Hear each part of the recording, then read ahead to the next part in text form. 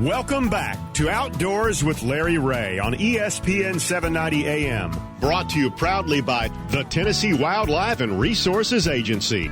Hey, good Saturday morning. Welcome back to Outdoors with Larry Ray. I hope you enjoyed that double segment with Rob Simbeck as much as I did. I know Gene got in his pun, and I could tell he liked that. Dave got in the question about Rob being a runner and things like that, and I called him a Tennessee Walker. So, anyway, we're going to switch now, guys. And Dave and Gene would normally be in the studio with me, but as co-host on this fifth Saturday. But due to the pandemic, we got me and Shelby in here again with a plastic shield between us. So as we're trying to, I don't blame her. Yeah, well, that's right. Well, I keep trying to hinder things and keep running into the shield, though. So it's such a clear thing, but. Hey, there's no better time to talk fishing, even on a rainy weekend. And we know the folks down in Louisiana and all the way up into Little Rock and into Heber Springs. It's coming into Memphis yesterday. A lot of rain from Hurricane Laura. Where our hearts go out to those that maybe had a lot of loss and everything. But we're still going to talk fishing with our good folks at over at Lindsey's Resort on the Little Red River, and of course that means we're going to talk for sure first with Jay Gutermuth, the guide on the river. And Jay, you've been guiding on that river, what, 20-something years? How long? Coming up on 30. Coming up on 30. Can you believe? And Jay started when he was 5, right? I mean, you were you were in diapers there and everything. But Jay, talk about sir.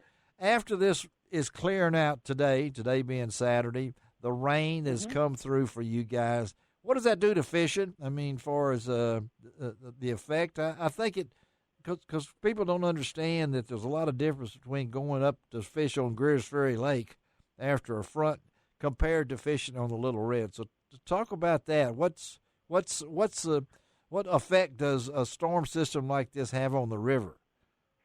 Well, as long as it's not thunder and lightning, we'll go out and fish regardless. But the fish really don't care. They don't, do they? Yeah. No, sir. No, sir. Does it discolor the water or anything? Is the water still? Well, it's the water level going up and down. That's more or less what these fish bite on. Okay. Yeah, but what about the clarity of the water? Is there any change after a front comes through on that? It's not really, is it? Just until they run water, it may be a little murky, but yeah. Right, you never know. Okay. It'll clear up later in the day. Okay, so what are we doing before the front and the hurricane and everything? What have they been biting on? This is late August. Still a good time to catch fish, right? Yes, sir. Yes, sir. You can bait fish. Using wax worms, night crawlers, and such. Or okay. When water comes up, you can go for big fish using Smithwick lures or trout magnet. All right, and when you use that, somebody asked me to ask you, if you're not bait fishing and you go to a artificial lure, do you change the poundage on the line? Is the line still the same? Talk about the line that you use on that rod and reel. No, sir. I go from a 2-pound leader on a Carolina rig to just using straight 4-pound. That's amazing. Right off the pole. That's amazing. So what have we done lately here before all the rain? Catch any size fish? The biggest one since we talked was about a 4 3/4 pound brown. I'll take that. Yeah, I'll take that. It was caught on a night crawler. On a night crawler. Okay, now so tell our listeners how you rig that night crawler. A barrel weight, then a number 14 swivel. Okay. 2-pound leader, which is about 16 inches long. A number 10 bait holder, and a night crawler.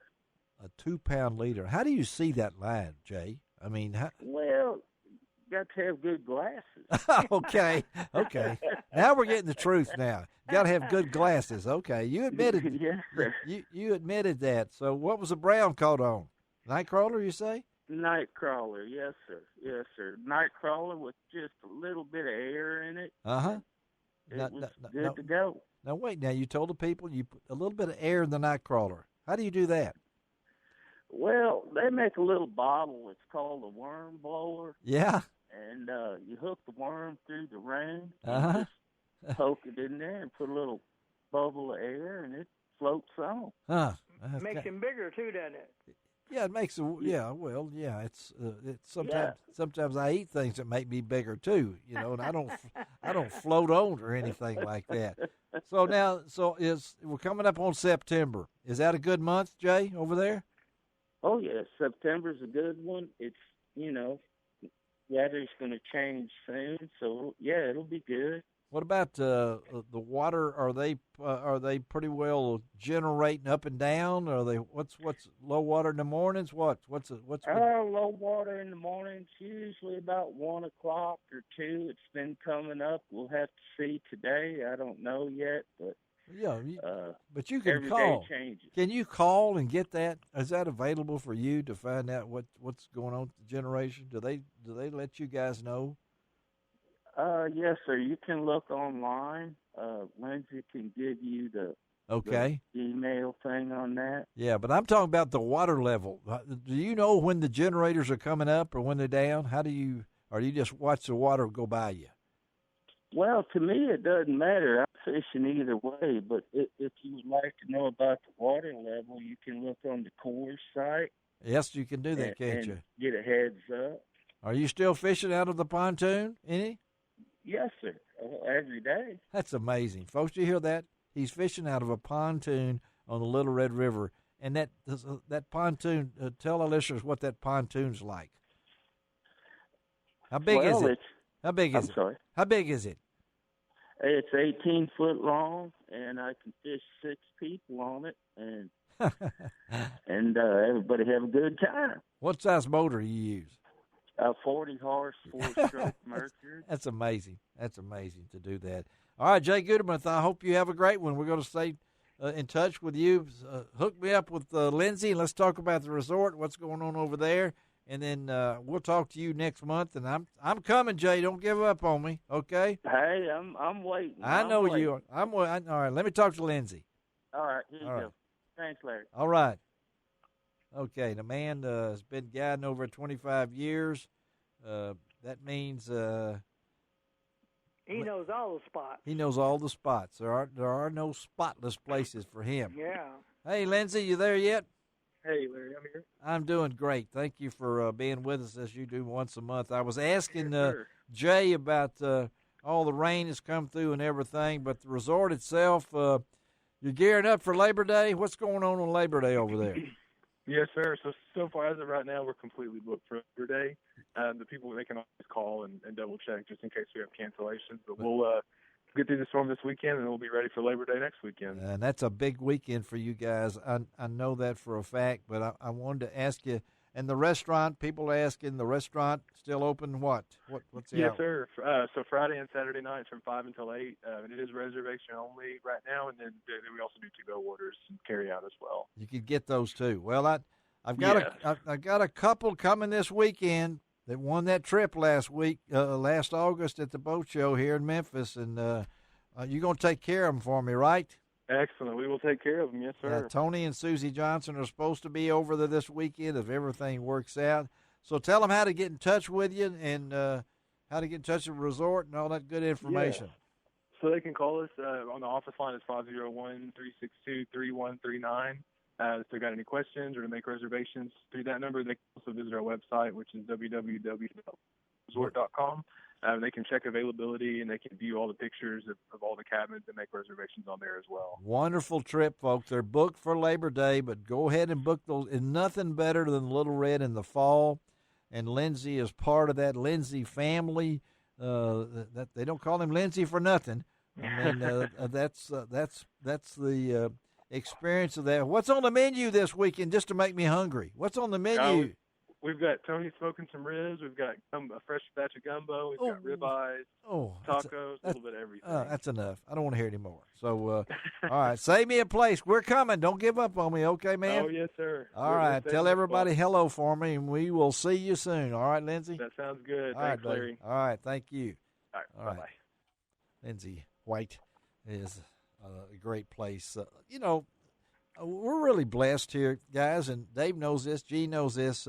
Within a 3-hour drive, I mean, if you want to stretch it a little longer than that, we could be at the Little Red River. We've been in the Spring River. Another couple hour or so, be over the White River, and then all the reservoirs we got. Dave, you grew up in this area. Gene, you grew up in this area. We're pretty blessed, aren't we, Dave? Amen. Oh yes, it's about any direction you want to go. Within a couple of hours, you can experience Go to Mountain Home. fishing. Yep, Mountain Home. That's what I say, the White River over at Mountain Home. And then, you know, a lot of people have asked, don't forget our local places, y'all. Labor Day weekend. I mean, I know Shelby Farms is great out there, but Gene, you know Shelby Forest, the state park, is there's so much to see out there. They got the lakes out there and everything like that. So yeah, I took a lady yesterday, and a young lady, 12 years old.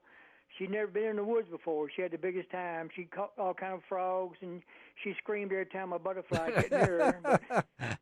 Well, that's what it's all about when it comes down to that. It made me feel good to introduce them to the outdoors. You know, last year I did a lot. This year I did very little with the kids in the outdoors. Well, we've had a difference. Okay, let's we got time for a pun here, Shelby. All right, Gene, we got time for another pun. Okay, y'all. I know you saw the Tom Hanks movie where he got marooned or whatever on the Castaways. island. Okay, Yeah, Castaway. Castaway, good movie. Well, this guy that I run into a while back, you know, these are all based on friction. Friction. So, he was lost on a desert island for over 2 or 3 years, and they finally got to rescue him. And when the rescuers came there, he had to show them around how he was living his life. He said, here's my house, here's my barn, here's a church I go to. And that guy said, well, what's that building over yonder? He said, well, that's the church I used to go to. Oh, do we need to take a break now, Shelby? Let's take a break after that. All right, come back, wrap it up. Little TWRA. I know that Gene and Dave can't wait to hear about this. We'll talk a little hunter education, talk about what's going on this weekend, and we'll close it out with some words of wisdom from Dave Gabbert and no telling what from Gene Smith. We'll be right back.